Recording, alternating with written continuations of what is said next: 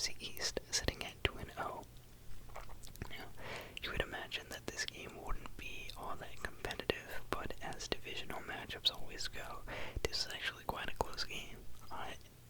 And I do think it could have gone either way. The Dolphins started off the game strong with a great opening drive touchdown. This kind of helped shed off their slow start woes that we saw in weeks 1 and 2.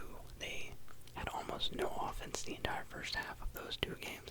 This time they had a big drive to take the lead in the game early. Buffalo was quickly able to respond with another touchdown to tie up the game. And then the Dolphins, they finally had their offense stall. They go 3 and out, and Buffalo scores once again, this time to take the lead 14-7. The Dolphins go 3 and out once again, and then Buffalo goes down the field to score a field goal to go up 17-7, but they miss the kick.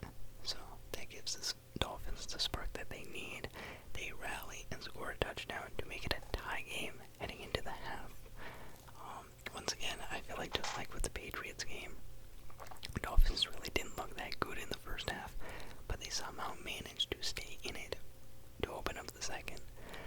At the start of the second, the Bills started with the ball. They go down the field and get a touchdown, and the Dolphins, at this point, they've not really had any answers for the Bills' offense.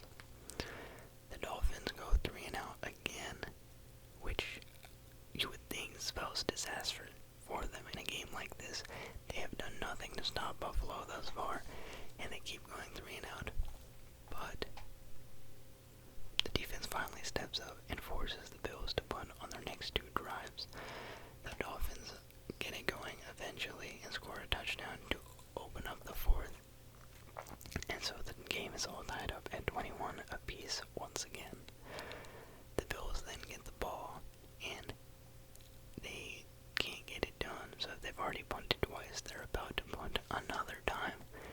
But then the Dolphins give them a second chance by running into the punter. A Dolphins defender runs into the planted leg of the Bills punter, and it gives them a fresh set of downs off of a roughing the kicker penalty. The Bills use this lifeline to go down the field, score another touchdown, and with a lot of time left, Miami gets the ball back. They're down 7 points. They've got 7 minutes. It's still anyone's game. But as soon as they get to the red zone, Tua throws a game-sealing pick. Buffalo, they go down the field. They get another late field goal just to run up the score and ensure the victory. But that is that. Buffalo wins the game 31-21. My takeaways from this game, I think that Mike McDaniel buys himself a little bit more time and leeway with his performance in this game. Yes, they don't come out with the victory, but I think that more can be attributed to the roughing the kicker penalty and the Tua interception. Overall, his coaching was fine in this one, so I think that he lives to see another few weeks at the very least. As for the Bills, just as good as ever. I mean, they look like one of the best teams in the league. Yes, they did let it get close, but overall their total number of possessions weren't that many, and had it not been for that missed kick, this game would have been even further apart. I mean, they scored 31 points. We can't really be all that critical. So, yeah, Bills move to 3-0. Dolphins fall to 0-3. And that brings us to our Sunday morning slate of games. And I've got to say, this Sunday morning was ridiculous. It was either very close finishes down to the wire, extreme finishes, or absolute blowouts. There were very few games that were in between. So let's start with the true shockers. We're going to start with the Green Bay Packers taking on the Cleveland Browns. I don't know if there was a more stunning upset than this one. It was not just the fact that they won, but the manner in which the Browns won. For the first quarter of this game, we didn't really see anything. All we had was punts from both teams. Then we finally see the Packers get some traction. They construct a 13-play drive that resulted in a field goal to take a 3-0 lead. The Browns then punted, and the Packers waste nearly 9 minutes on a possession that had 5 flags, and they gained 30 yards and ended up punting one of the most time-wasting drives I think I've ever seen that didn't really result in anything. And it's not like they got that close to the end zone and turned it over. They just punted. It's crazy. Anyway, after that, the Browns finally got into opposing territory, but then Joe Flacco tried to take a deep shot on 4th and 8 with 12 seconds left in the half, and he got picked off. So the Packers went up 3-0 heading into halftime. And yeah, that's not great. You don't want to be winning by just 3 points against the Browns, who are 0-2. But at the same time, last week the Ravens played the Browns and they were only up 10-0, so you're not too far off. No need to panic just yet. The Packers start with the ball in the second half, and they go 3 and out and lose a yard on the drive. So now, maybe a little bit cause of concern, but the Browns outdoed the Packers by going 3 and out themselves while losing 8 yards on the drive. So the Packers get the ball back, and this time they finally get a touchdown on the board with a Jordan Love touchdown pass to John Fitzpatrick. The Browns then punt again. So at this point, the Packers have now entered the 4th quarter of the game up 10-0 over the Browns. Then we see a Packers punt, then a Browns punt, then a Packers punt, and finally, with 3 minutes and 38 seconds left in the game, the Browns find their first points of the game and score a 35-yard field goal. So at this point, if you've been watching the game, you're probably thinking, like, yeah, they avoid the goose egg. Like, neither team is playing that well, but all the Packers have to do is run out the clock and they'll win this game. So that's what they try to do. They run it twice to open up their next drive. But then on 3rd down, Jordan Love throws a pick, and it's a return to the Green Bay 4-yard line. So the Browns set up with 4 yards to go. There's a penalty on 1st down. They get a new set of downs of 1st and goal at the 1. Quinshon Judkins runs it in, and now it is a tie game with 3 minutes and 1 second left on the clock. So the Packers, they get the ball back, and this time they actually manage to control the clock much more effectively. They run the time all the way down to 27 seconds left in the game, and they set up Brandon McManus for a 43-yard field goal to take the lead. So all things considered, they do much better. They're in a prime position to take this field goal, go up in the game, hopefully win it. Except the Browns block the kick and recover the block kick near midfield, and that gives them 21 seconds to set up a game-winning field goal try of their own. So in those 21 seconds, they're able to gain 16 yards, and they barely get the spike off to set up Schmidt for a 55-yard game-winning draw. Now, I think back in week 1, I was watching Schmidt, and he is the same guy that blew the game-winning kick from like 35 yards out. So I didn't have a bunch of faith in him making this kick. But man, he knocked it through the uprights 55 yards out, and he buried it. So with the zeros on the clock, the Browns took the lead for the first time in this game. They win 13-10 over the Green Bay Packers. They finish the 4th quarter comeback and the upset. Just wow. Jeez, my shoulder. Yeah, my takeaway is major credit to the Browns defensive line for controlling the line of scrimmage in this game. They got 5 sacks on Jordan Love, and they only allowed a putrid 2.6 yards per rush to the Green Bay offense. The Packers defense, they did their job as far as I'm concerned. They limited the Browns to just 221 total yards, but Love essentially gifted the game away to the Browns by giving them their only touchdown, which was the turning point in the game.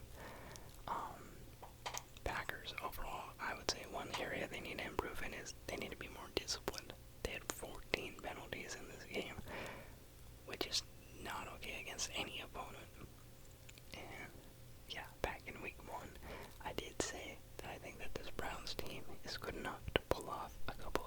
this year. But I'm not going to claim any credit for this one. I didn't think there was any chance that the Browns were winning today. So congrats to them. They even when I give them a little bit, I wasn't giving them that much. I didn't think that this was doable. So yeah, congrats. And I think the Browns should truly consider making their jerseys today their full-time jerseys, because I think it inspired the Packers to play like shit after seeing it in front of them all game. So, that being said, let's move on to our next matchup. Another thriller out in Tampa. It was the New York Jets taking on the Tampa Bay Buccaneers. Through the first 3 drives of this game, we saw just field goals from the two teams. New York scores 3, Tampa scores 3, New York scores 3 again. The second possession for the Buccaneers, they finally get to go up 10-6 off of a 5-yard touchdown pass to Mike Evans. The Jets then get the ball interfaced with 4th and 1 at their own 44-yard line, and they fail to convert, so the Bucs take over real quick. I think the analytics takeover has gone maybe too far. I've seen so many teams go for 4th and short on their own side of the ball, own side of the field. I'm gonna be honest, I'm not a huge fan. Unless you're the Eagles and you have the tush push where it's 4th and inches, I think I'd like to see more punts. Anywho, after that, Tampa, New York, and Tampa, they go on 3 straight 3-and-outs. Then we have the Jets finally spice things up on their next drive. They break up the monotony of the punts by fumbling the ball instead. And the Buccaneers are able to capitalize with a field goal to go up 13-6. Both teams then go 3-and-out again, and the Jets end up throwing a big 6 right before the half, giving the Buccaneers a 20-6 lead. The second half starts with a Buccaneers 16-play drive that ends up eating up 9 minutes of the clock, but only resulting in a field goal. The Jets then, they have no faith in their offense at this point.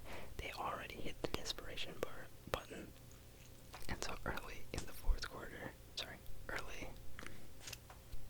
they hit the desperation button early and go for a 4th and 12 on their next drive near the midfield line. And to their credit, Allen Lazard did catch the ball on this attempt, but he was short of the line again, so they have a turnover on downs. Now the Buccaneers, they enter the fourth quarter up 23-6 with the ball in their hands. Should be a done game, easy. But they go out 3-and-out very quickly. After that, Tyrod Taylor leads the Jets down the field for their first touchdown of the game on an 11-yard touchdown pass to Garrett Wilson. The Buccaneers get the ball up 10 with 10 minutes left on the clock. They burn 4 minutes of clock and kick another field goal to go up 26-13. So, Jets are down 13 points with 6 minutes left. They go to their hurry-up offense and manage to score another touchdown by only taking 2 minutes and 30 minutes off the clock. 2 minutes and 30 seconds off the clock. So yeah, now the Bucs, they remain in the driver's seat. They're still up 6 points, 26-20 with 3:40 left. They march the ball down to the New York 25-yard line and set up a 43-yard field goal that should seal the game, make it a 2-possession game with less than 2 minutes left.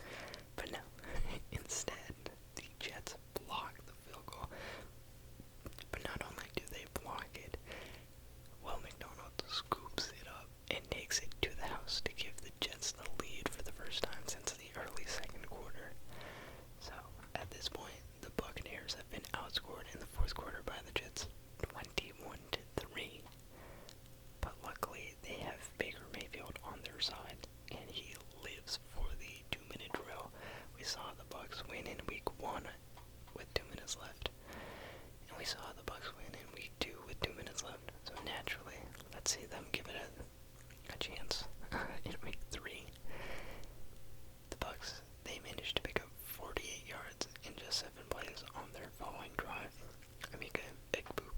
huge 28-yard catch. And honestly, he may have come down with another even more ridiculous catch the very next play. But they ruled it out of bounds. They said that... Actually, I think they said that he didn't get his feet in. So yeah, out of bounds essentially. But either way, regardless of that, Sterling Shepard's still able to get some yardage on the ground. They're able to set up Chase McLaughlin with a 36-yard try to win the game. All he has to do is not get blocked, and this time it's good. So the Buccaneers end up winning it 29-27. As far as my takeaways for this game, great football, just great football. Buccaneers really froze in that fourth quarter. They almost blew a huge game. Tyrod Taylor, not that great for the first three quarters, but managed to make things very interesting in the fourth. I admire his perseverance in this game. Buccaneers defense as well. They came up, Jets defense as well. In the last period, they were big. But at the end of the day, Baker's kind of just a clutch guy. Like this Bucs team, they love being in this position, down one score, a little bit of time left on the clock. They've done it every single game this year. So the Bucs moved to 3-0. Jets, they lose another one, unfortunately, for them. But they battled well in Justin Fields' absence. Anywho, after that, we move into our next game, which was the Rams versus the Eagles. And so far in the Sunday morning slate, we've seen games be characterized by fourth quarter comebacks and block kicks. And yeah, it's very much the same in this Rams-Eagles game. The Rams start off the game with the ball, but Matthew Stafford quickly gets picked off by Zach Bond, giving the Eagles a short field to work with. They then capitalize with the signature tush push to go up 7-0 on the Rams. The Rams, they strike back pretty quickly with a field goal to cut the lead 3-7. Then the offense of the Philadelphia Eagles stalls on their second possession. They actually end up losing 5 yards on their drive, going 3 and out, and then punting it away. The Rams take advantage of this. They go up 10-7 off of a 44-yard touchdown strike from Matthew Stafford to Devontae Adams. And it's a little bit questionable about whether Devontae Adams got a push off or not. I'll let you be the judge of that. Then the game gets stuck on replay. All we see is a collection of Eagles 3 and outs and Rams field goals. Like the exact next three sequences are Eagles 3 and out, Rams field goal, Eagles 3 and out, Rams field goal, Eagles 3 and out, Rams field goal. And that gives the Rams a 19-7 lead heading into the half. And I think right around here is where A.J. Brown had a locker room temper tantrum. Up until this point, I think he had 1 target, maybe 2 targets, but 1 target in the entire game. He also had an unsportsmanlike conduct penalty, no catches, and just so far this year, he has been relatively quiet. And if you know A.J. Brown, he is not okay with that. He posted something on Instagram, like in the last couple months, in which he said that the joy of winning the Super Bowl only lasted 2 days for him. The real thing that brings him joy when playing football is dominating his opponent. So getting the ball, mossing the hell out of a cornerback, and making plays, not necessarily winning. So with that in mind, this is not good. A.J. Brown, no catches, 1 target heading into the half. Obviously, he is going to take offense to that, and I think he was in someone's ear at halftime at the very least, because the Eagles team that came out in the second half was completely different from that of the first half. Things didn't immediately improve for the Philadelphia Eagles in the second half, though. They came out of halftime, and a Jared Verse strip sack led to another Rams score on a 10-yard catch and run by Kyron Williams. So the Rams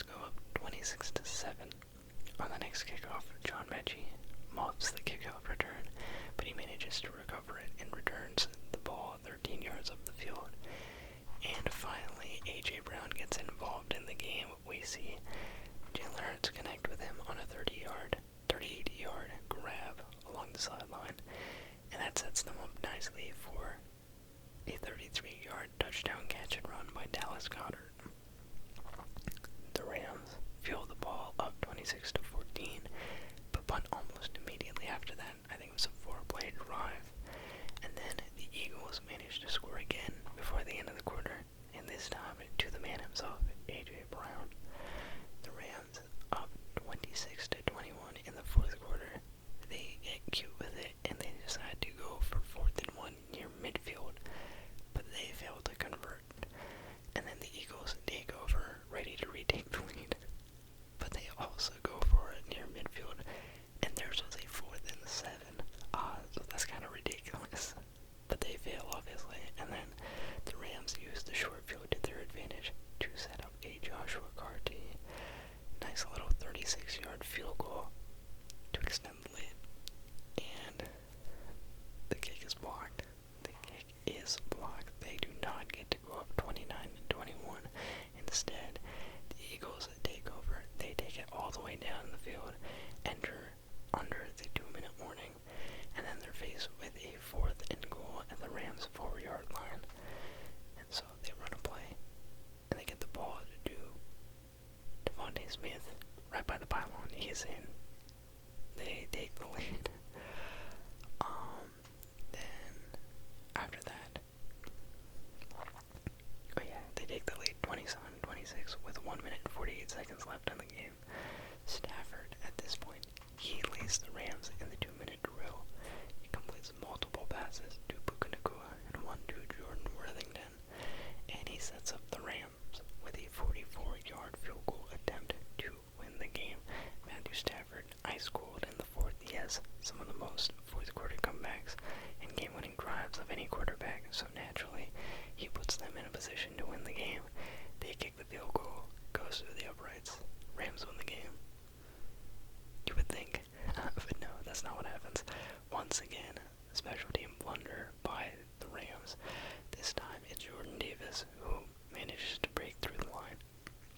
He blocks the kick, but not only does he block it, he manages to pick up and recover the ball and sprint all the way down the field to score a touchdown, giving the Eagles a 33-26 win. So, yeah, hope there are no Rams fans out there, because that has to be rough. That Rams special teams unit, I think that they're going to get an earful. They started off the game really strong. They got all those field goals in the first half, but when it mattered most, really did not deliver. Eagles, they show unreal resilience in this game. Hurts essentially puts the team on his back in the second half. They were just nothing. They got the gift of a touchdown early on from the Matthew Stafford pick, and outside of that, they weren't able to do anything in the first half. So, showing some real poise in the second half. Credit to the Rams for doing much better against Saquon Barkley in this game. Last year, the 2 times that these two teams faced off, Saquon finished with over 200 yards in each of those 2 games. And he only had like 55 on the ground today, so that was really nice of the Rams defense. And truly speaking, I think that the Rams were the better team through 3 quarters, through most of this game. But the empty trips to the red zone and the special teams miscues definitely cost it for them. Like, you're gonna want this one back so badly. And yeah, just major credit to the Eagles for scoring 26 unanswered points to win the game. And I think they've effectively shown the league that they're still the top dog in the NFC. I was thinking maybe the Packers with how they played in the first 2 weeks. Although I did have the Eagles winning this game. If the Rams were able to pull it off, maybe people start looking at them. But with the way that they won and their defense showing up big, their offense stalling but then getting back into it, I think the Eagles have secured their title as the number 1 in the NFC for the time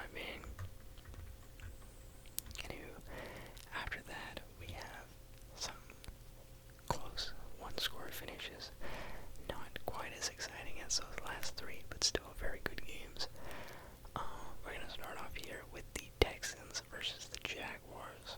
Two teams in the AFC South battling off. And yeah, this game, a bit of a lower scoring matchup. We start the game out with 2 3-and-outs from each team. Then the Texans, they get a short field, but they fail to take advantage. They miss a 52-yard field goal. The Jags then score their first points of the day with a Bashal Tutin touchdown run. Texans, they go 3-and-out once again, and the Jaguars end up leading going into the half 7-0. To open up the second, the Jaguars punt. Then the Texans score a field goal, and that cuts the lead to 3-7.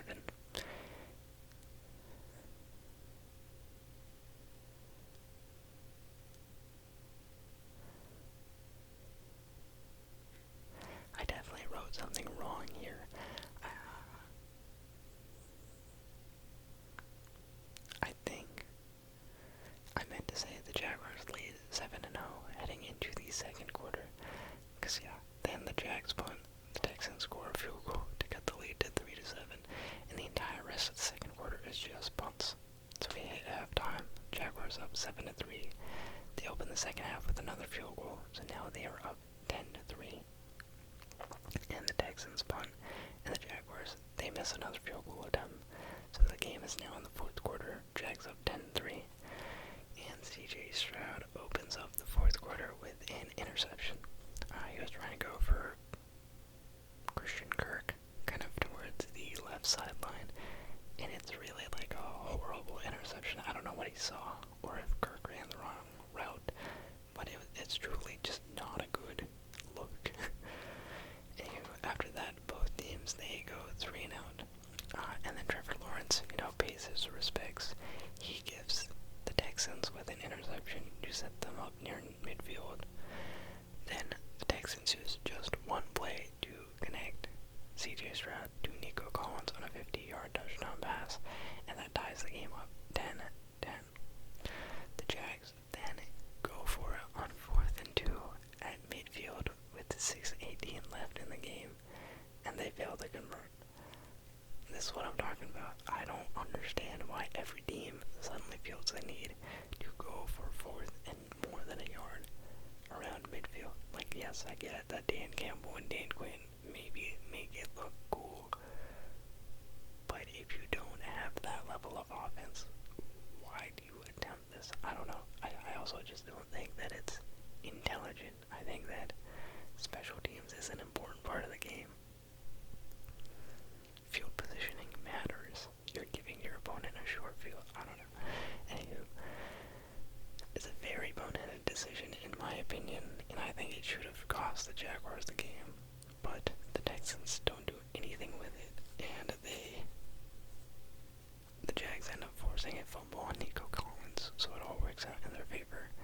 Then with 4 minutes left, the Jaguars, they carve out a 7-play, 83-yard drive to score under the 2-minute warning with a 10-yard Travis Etienne touchdown run. So now they're up 17-10, and C.J. Stroud and company have to enter the 2-minute drill. They need to score a touchdown, or else they won't be able to take it to overtime. So they get the ball rolling, they go down the field, and they actually get to the red zone essentially. And they're faced with 3rd and 1 with 21 seconds left in the game. And rather than go for the first down, C.J. Stroud takes a shot down the middle of the field for Christian Kirk once again, and it gets picked off. And the Texans lose the game. So, Jags win 17-10. That's that. Takeaways from this game. The Texans are cooked. Their offense looks unbelievably bad. Only 2 sacks allowed today by their O-line, but the offense just isn't viable. Running game is bad. C.J. Stroud is so hurried. He has no time to get the ball out. He's thrown more interceptions than touchdowns this far this year. I don't know, on one hand, I want to say you can't blame him, but on the other hand, he's also making boneheaded plays. the offense as a whole is just really hard to watch. And right now, they sit at 0-3. The only team since 2000 to make the playoffs after starting 0-3 was the 2018 Texans. So I'll give them maybe a 3% chance of finishing out the season and maybe getting back into the playoffs. But I think the division title is out of the picture now. Like, at this point, you're competing for a low wildcard seed at best. And even that might take a miracle. There's no way you can win the division after doing this. This really was a game that you needed to win, in my opinion. And as for the Jaguars, honestly, they've had a pretty good start to the season. They're pretty much a Brian Thomas Jr. drop away from being 3-0. And I'll be honest, I don't think that they have looked that great on either side of the ball. Last week was a devastating loss for them, but this week and week 1, both pretty good wins. So it doesn't matter how they're getting it done. The fact that they're getting it done is the most important thing. So they're up 2-1, and the real barometer will be their next 4 games, because coming up they play the 49ers, the Chiefs, the Seahawks, and the Rams. So if they still come out of this stretch with a winning record, we might be looking at a real football team here. Next up, we have the most frustrating watch of the day for me, and this would be the Steelers versus Patriots game. This game was close. It was a 7-point game at the end of it, but it really should not have been. This is kind of, it felt like a blowout. It felt like a very difficult game to endure if you're a Patriots fan. The Patriots started off immediately with mistakes. They started with a fumble on the opening drive, thanks to Ramondre Stevenson, and the Steelers immediately cashed in a touchdown with a Kenneth Gainwell touchdown run. The Patriots then punted on their next drive, and the Steelers were able to score once again, and they took an early 14-0 lead over the Patriots, so it felt like things might get out of hand quick. So the Patriots needed to respond, and luckily they did.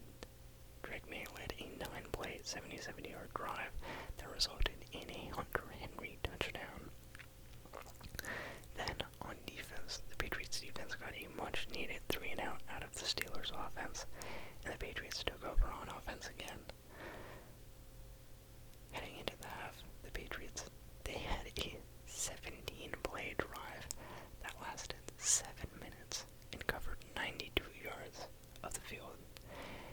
And it was 3rd and goal at like 20 seconds left in the half.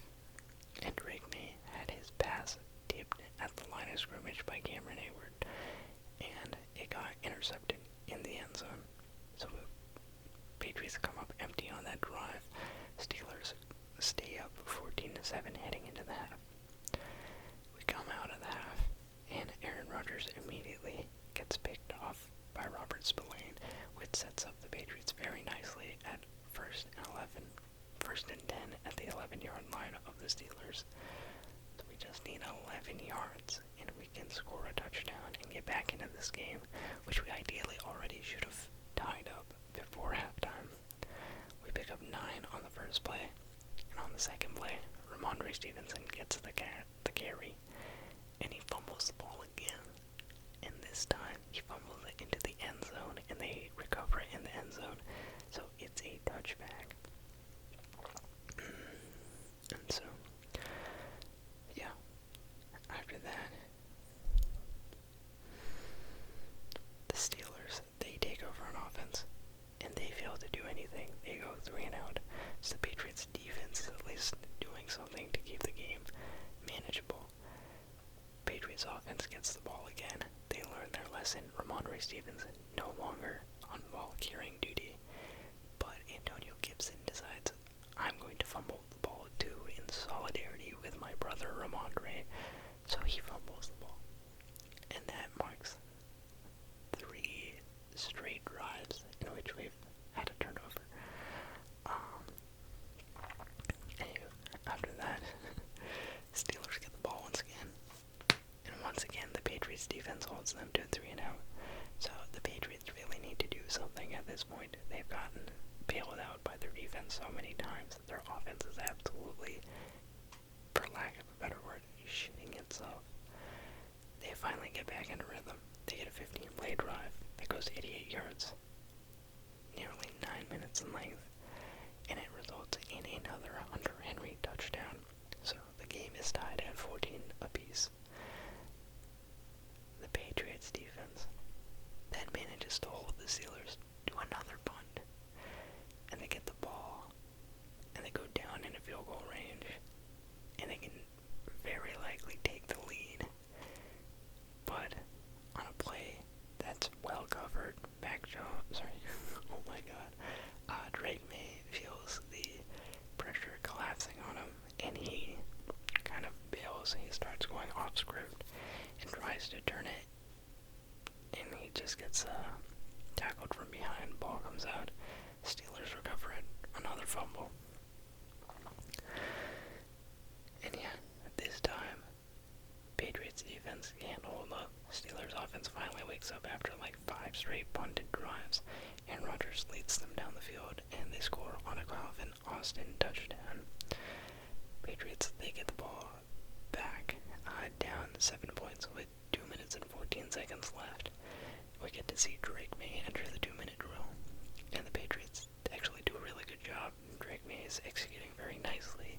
He gets them into a close situation. They're in field goal range, but they need 7 to tie up the game.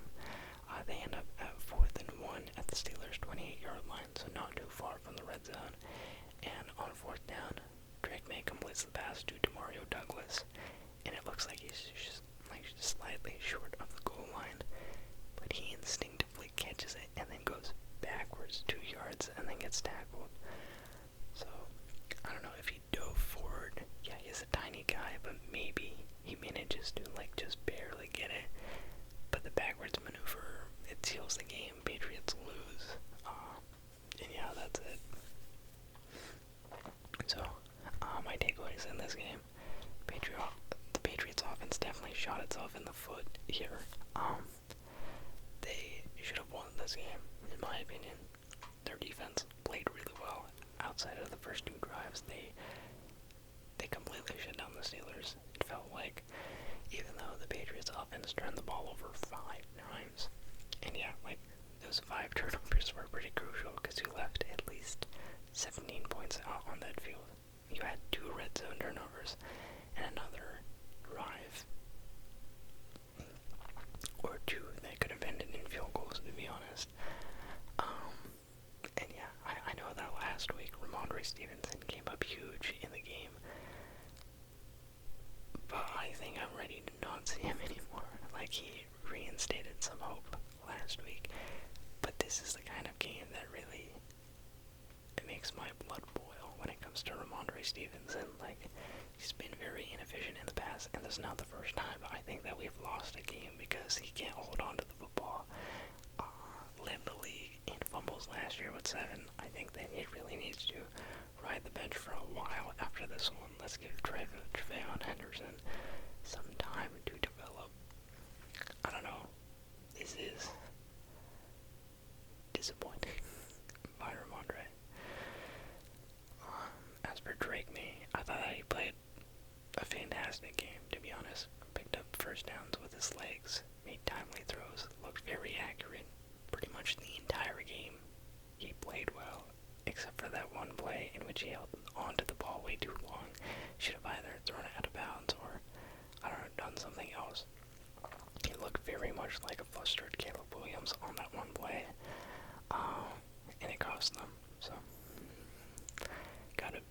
really just need to be better on that one play. Everything else was pretty good. And then, yeah, Patriots defense, gotta give them credit for keeping the game close after turning the ball over 5 times by the offense. The Steelers offense, I don't think they look very good. They kind of got lucky. I mean, they weren't able to capitalize on turnovers. They had 3 drives that were pretty solid. One of them coming off of a turnover, but not able to generate all that much. I think that the ground game was effective for them, but for some reason they abandoned it pretty early. And yeah, I think all credit to the Steelers defense for making this playmaking ability. He was a huge factor in this game, along with Cam Hayward, and I think this is a big statement from the Steelers defense compared to the first 2 weeks in which they were just letting anyone do anything on them. They had a much better game in this week. So yeah, that brings us to our Raiders versus Commanders game. This is one of many blowouts that we saw in this week's slate of games. For these blowouts, I don't think it's worth going into the details of the drives, because the box scores pretty much tell us the whole story here. So I'm going to keep it brief on these ones. We've got the Raiders taking on the Commanders in a 24-41 loss. Geno Smith throws for 289 and 3 touchdowns, no interceptions, but he gets sacked 5 times. The Raiders' ground games fails to impress for a third straight week. We see Ashton Genty and company get held to 3.3 yards a carry. And Trey Tucker has a huge day with 8 catches for 145 yards and 3 touchdowns. For the Commanders, they are led by Marcus Mariota, who's filling in for Jaden Daniels, who sat out in this game with an injured knee. He goes for 207 yards, a touchdown, a fumble, and 40 rush yards with a rushing touchdown. The Commanders destroy the Raiders in the running game, finishing with over 200 yards on the ground, and that includes a 60-yard Jeremy McNichols breakaway run early in the game. He finishes with 4 carries for 78 yards and 1 touchdown. As for the wide receivers, Terry McLaurin had his first solid game in a while. He had 3 catches for 78 yards, and the Commanders also ran up the score with a punt return touchdown. As for takeaways, I think it's kind of a funny day for the Raiders, because I don't think it's very often that you finish with less turnovers and less penalties, but you still lose. Like, there were aspects of this game that worked in their favor, but they lost big. The game was pretty close up until the second quarter, but with like 4 minutes left before halftime, the Raiders defense collapsed and allowed 10 quick points to the Commanders, and that really changes the trajectory of the entire game. And yeah, when it comes down to it, I think that the Raiders need an offensive line. Like, the run game is impeded. Geno Smith is getting sacked. If you have an O-line, that maybe helps. That definitely helps. I mean, all the improvements you made in the offseason, they're good. They're a step in the right direction. But at the end of the day, without the O-line, you can't really see that much improvement. So yeah. That brings us to our next blowout game, which was between the Colts and the Titans. The Colts, they continue to dominate with another big win here in Week 3. This time it's against rookie Cam Ward and the Titans. Daniel Jones, he finishes with 228 yards passing for 1 touchdown and no turnovers. Jonathan Taylor goes absolutely ballistic with 17 carries for 102 yards and 3 touchdowns, along with 3 catches for 16 yards. And if you see any of his runs from today, there's like 4 guys, 5 guys trying to tackle him, and he's just mowing them down. Like, no one could bring him down in this game. Michael Pittman Jr. led the way for the receiving group with 6 catches for 73 yards and a touchdown.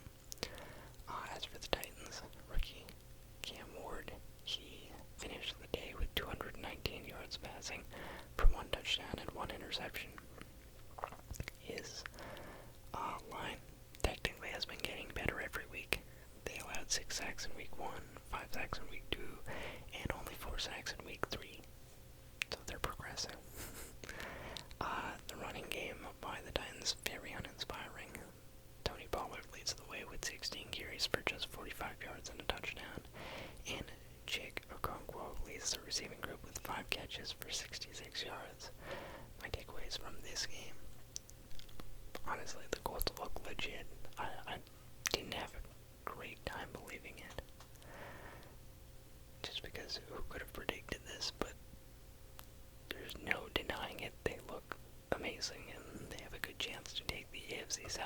unless the Jaguars have something to say about it, because I think we can rule out the Titans and the Texans at this point. And yeah, as per Cam Ward and this Titans team, I don't think we can really see anything that great from him until he gets real O-line. At the rate that he's getting sacked, we might see him get more sacked than Caleb Williams last year, which is not the kind of rookie record you want to be breaking. Anywho, after that, we move to our next blowout, and this was the Falcons versus Panthers game. In this game, the Falcons got decimated by their divisional rival and the Panthers. I would say, though it wasn't like the most exciting game, it wasn't the most exciting finish or the biggest upset in terms of bad team beating a good team. It was the most surprising box score of the day. Michael Penix Jr., he goes 18 of 36 for 172 yards and 2 interceptions. Bijan, he has 13 carries for 72 yards, which is a solid day, but they had to abandon the run because they were down so much.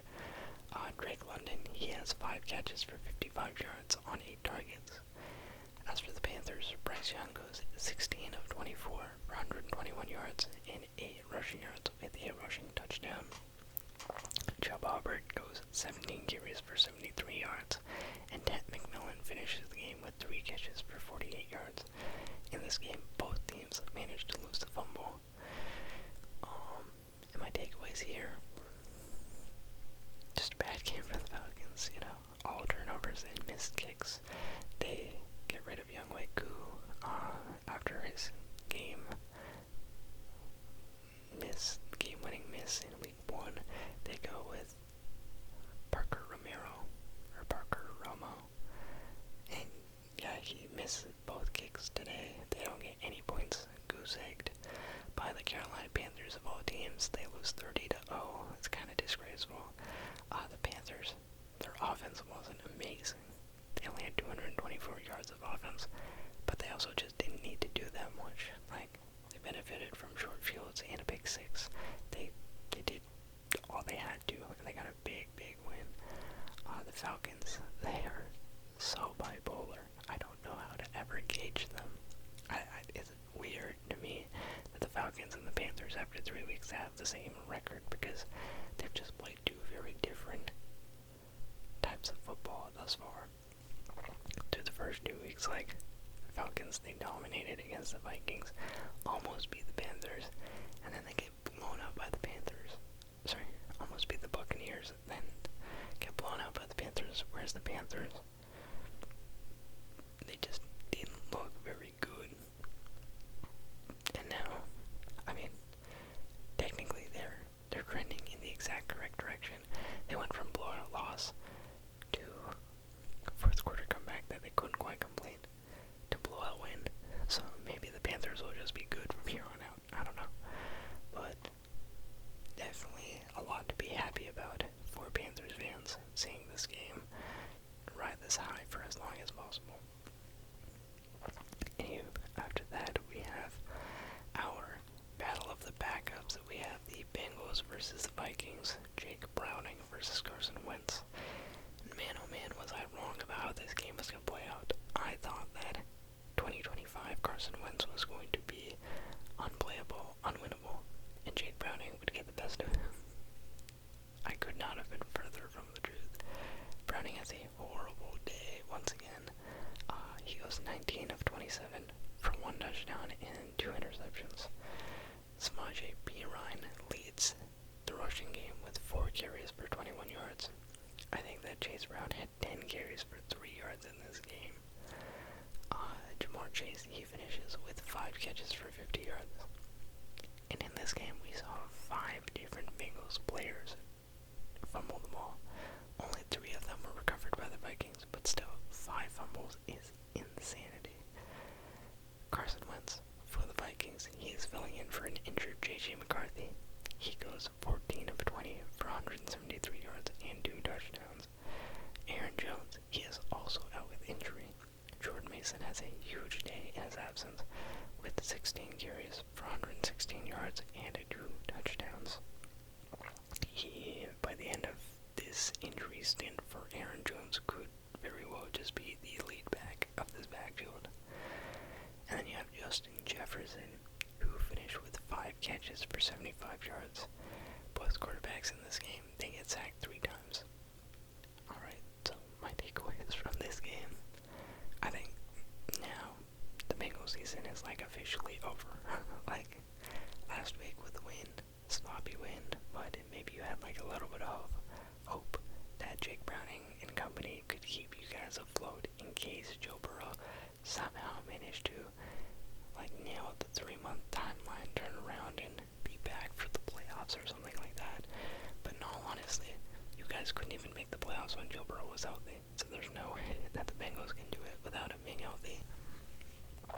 And yeah, this was embarrassing. This was like horrible. This is what would have happened if the Patriots, every time they turned the ball over, the Steelers actually did something with it.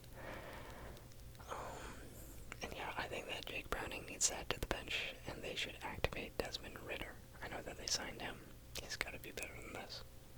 The Vikings, they get to have a lot of fun in this game. They honestly could have dominated even more. They had 13 penalties for 105 yards, and if they hadn't had that, they could have ran it well into the 50s. And I will be interested to see if they'll give J.J. McCarthy just a little bit more time to recover, seeing as how they performed this week. Obviously it was a soft matchup, but the Vikings look way better today than they have in the 2 games prior, so maybe leave Wentz out there one more week, if J.J. is not like 1,000% healthy. Anywho, after that, we get another blowout, this time in the afternoon slate. It's going to be the Saints versus the Seahawks. In this game, Spencer Rattler went 28 for 39 for 218 yards, 1 touchdown, 1 interception. Alvin Kamara did not have a good day, 18 carries for just 42 yards, and Chris Olave led all receivers with 10 catches for 57 yards. Sam Darnold, he played a fantastic game, finished 14 of 18 for 218 yards and 2 touchdowns. Kenneth Walker had an inefficient but effective day, with Zach Charbonnet out. He finishes with 16 carries for only 38 yards, but scores 2 touchdowns. And JSN, Jackson Smith and Jigba continues to dominate with 5 catches for 96 yards and a touchdown. Takeaways from this game, Saints, they had horrible special teams for sure. They saw a block punt in this game, a missed field goal in this game, and a kickoff return allowed for a touchdown in this game. But also, bad coaching. First drive of the game, Kellen Moore decides that they're going to go for 4th and 2 at the Seattle 45. Like, have you seen your own offense? You know who you're playing with. This is Spencer Rattler and company. You guys have not looked good in the first 2 weeks offensively. Why would you ever set up the Seahawks with a 45-yard field? Like, I don't know. I don't get it. Anywho, I do think that this is the version of the Saints I was expecting to see when we started out the season. I said, like, this will be the worst team in football. I think that they will genuinely finish in last place. This is the kind of performances I was expecting. Through weeks 1 and 2, they honestly impressed me. They were way better than I was expecting. But this was bad. This was genuinely awful. And as for the Seahawks, they dominate. They are on 2 back-to-back very comfortable wins. After a close week 1 loss, I have to imagine they feel pretty good about themselves, because they are right there in the running for this NFC West race. Now, after that, we've got the Cowboys and the Bears game. Cowboys fans will look away. This, I do think, can be characterized as a blowout. Ben Johnson finally remembered who he was, and Caleb Williams. He had the best game of this season by far. I don't really know what his season looked like last year. This could be the best game of his career, at least as of yet. Dak, he threw 31 for 40 for 1 touchdown and 2 interceptions in this game. I would be harder on him, but CeeDee Lamb left in the first quarter for the entire game, did not return, so I don't think it's all Dak's fault. He was playing with not a full offense out there. Javonte Williams, as a rusher, honestly, did play quite well. He had 10 carries for 76 yards, but he also lost a fumble, which was not good. So that puts an asterisk on an otherwise really good running day from him. Jake Ferguson, he took on the brunt of the offense with CeeDee Lamb out. He got 13 passes for 82 yards.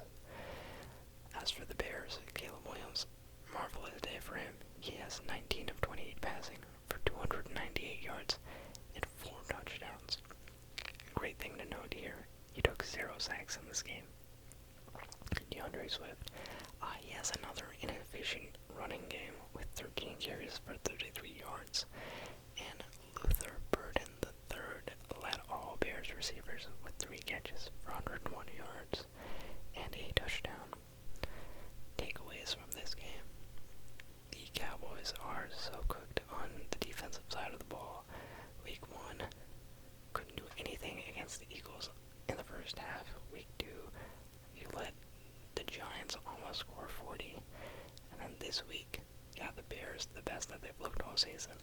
Cowboys defense is in shambles, man. And then usually you imagine that your offense can keep you in the games, but with CD leaving, they don't have a good offense once CD is out of the game.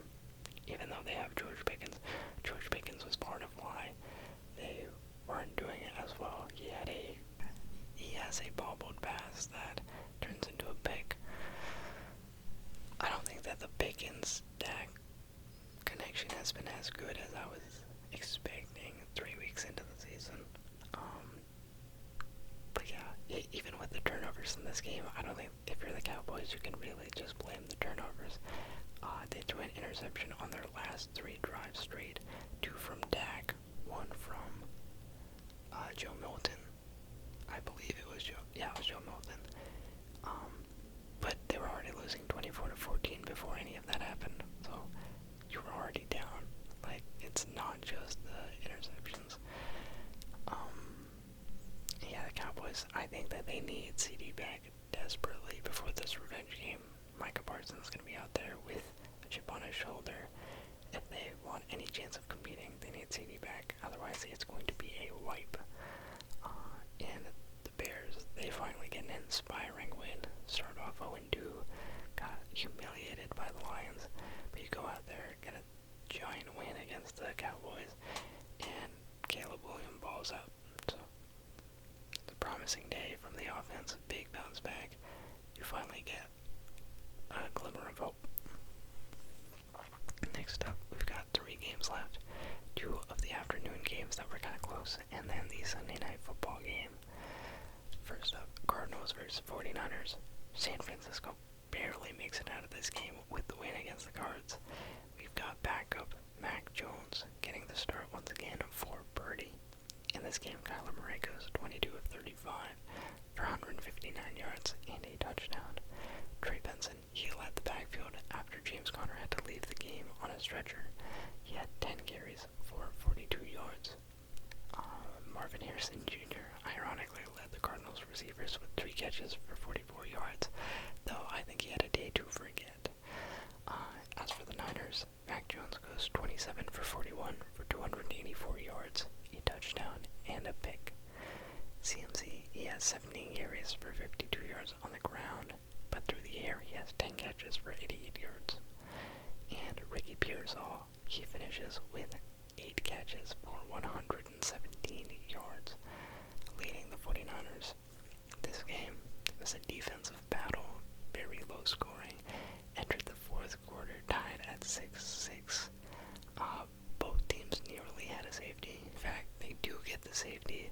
Cardinals pretty late in the game, they get the 2 points and they get the ball, and they honestly should have won the game, but they somehow did not.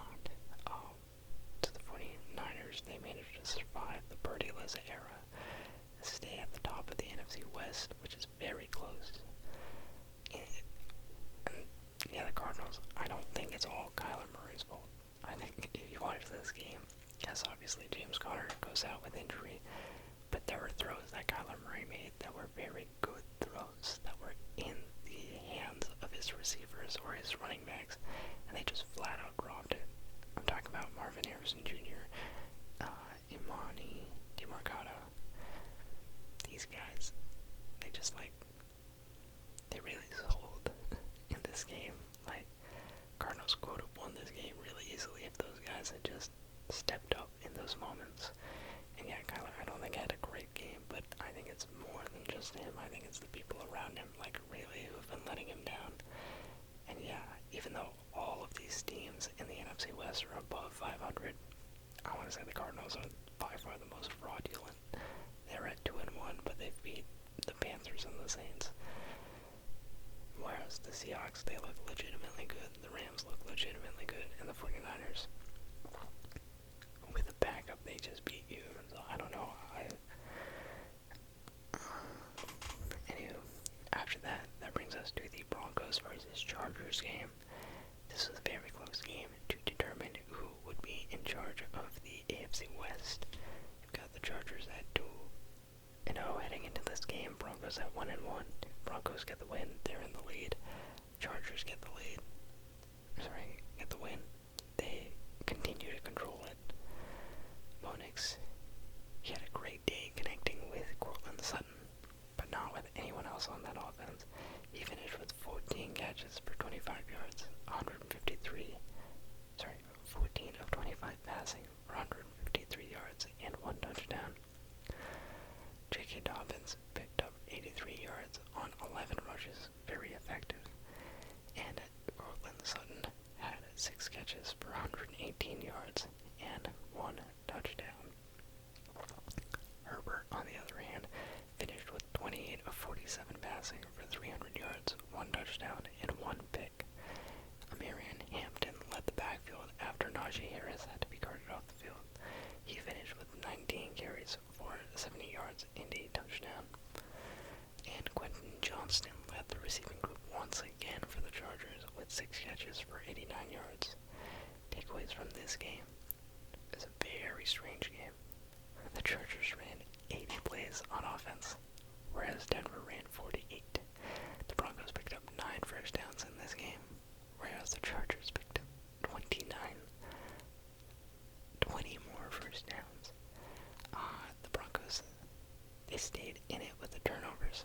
The turnover creation. They were able to keep themselves in a position where they could win this game, but they also took themselves out with the 10 penalties for 90 yards. And really, I think this game comes down to the Broncos offense stalling when they were needed the most. Game on the line, back-to-back drives at the end of the fourth quarter. The Broncos offense goes 3 and out. The Chargers, on those 2 responding drives, they get a touchdown, they get a field goal, they win the game. And I think when it comes down to it, the Chargers just wanted this game more. In the fourth quarter, they just battled harder, they played better, and for the time being, they get to control the AFC West as a result. The Broncos, they could have had it, but they just didn't play in the fourth as they should have. So, that brings us down to our final game of the week. The Chiefs versus the Giants. And this one is an ugly matchup. Ugly offenses battling it out on Sunday Night Football. Mahomes, he goes 22 of 37 for 224 yards and a touchdown. But don't get me wrong, it wasn't a good looking game for him. Pacheco, he finishes with 10 carries for 45 yards. And Tyquan Thornton, he has an eventful day, finishes with 5 catches for 71 yards and a score. Mahomes, I will give him credit, he had a huge fumble recovery. I don't even know what you would call it, but he had a backwards pass that got picked up by a Giants defender who was going to go score a touchdown, but Mahomes trucked him and stole the ball out of his hands to keep it advantage to the Chiefs, and that was a game changer in this one. As for the Giants, Russell Wilson goes 18 of 32 Scatterbo finishes with 10 carries for 60 yards and 1 touchdown as a rusher. But he has 6 catches and 61 yards as a receiver, which leads the receiving group for the Giants. The takeaways in this game, I think that Russell Wilson has hit an age where he's kind of just playing a frickin' Malik Neighbors is down there somewhere with the Wando Robinson pick and the Malik Neighbors interception. They were both just like deep shots where he's hoping the receiver would get to it, and like sometimes it works out, sometimes it doesn't. It did not work out at all today. The connection with Neighbors, he was putting it out there, and Neighbors was able to get them last week. Today he finishes with like 2 catches for 19 yards, and it looked like they had no chemistry. I think it was 9 targets, 2 catches. I don't know, man. I think Russell Wilson, New York is going to be very impatient with him.